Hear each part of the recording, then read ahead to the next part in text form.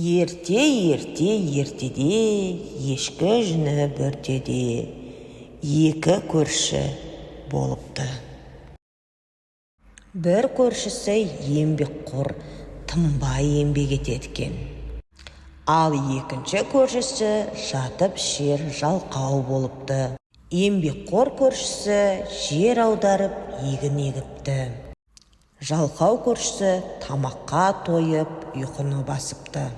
Жаз бойы еңбектенген шаруаны егіні мол болып шығыпты. Ал жалқау болса, әкесінен қалған алтынды санаумен болыпты. Еңбекқор піскен егінін жинай бастапты. Жалқау әкесінен қалған алтынға базар аралапты. Еңбекқор жинаған дәндерінен диірменнен өткізіп ұн жасапты. Ал жалқау болса, базар аралағанын қоймапты. Еңбекқор адам дайындаған ұннан нан пісіріпті.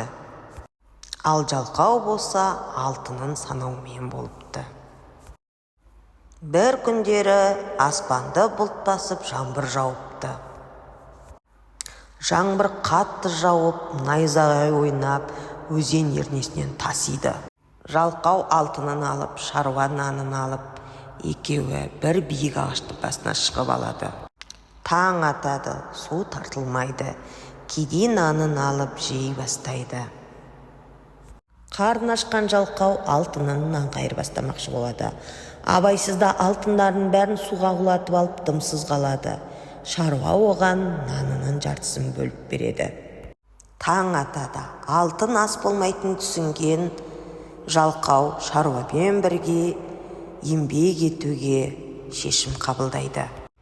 Алтын күміс тас екен, арпа бидай ас екен деген осыдан қалған сөз екен.